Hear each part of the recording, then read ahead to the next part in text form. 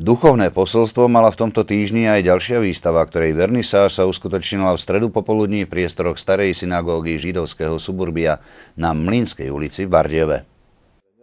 Bardejovská spoločnosť pre zachovanie židovskej kultúry v spolupráci s agentúrou Image sa rozhodli do tohto objektu vniesť nový duchovný rozmer formou prezentácie tvorby súčasných židovských umelcov, ktorí sa pokúsili priblížiť biblické motívy Starého zákona. My sme si s touto výstavou odskočili z Prešova, pretože táto výstava je nainštalovaná istú dobu v Krajskom múzeu v Prešove. Biblické motívy tematicky ozvláštnili rezbárske práce insitných umelcov, ktoré zapožičal Jozef Patkaň zo svojej súkromnej zbierky.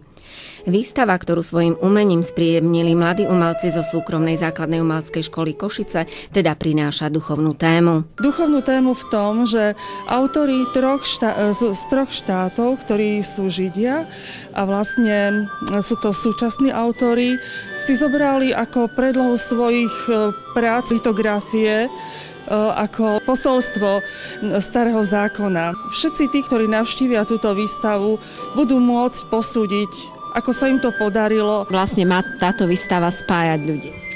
Nepochybne. Verím, že vďaka ľuďom, ktorí sa snažia toto prostredie oživiť svojimi aktivitami, že ožije a bude toto je taký prvý kamienok a myslím si, že veľmi dôležitý pre ďalší život synagógy v Bardejove.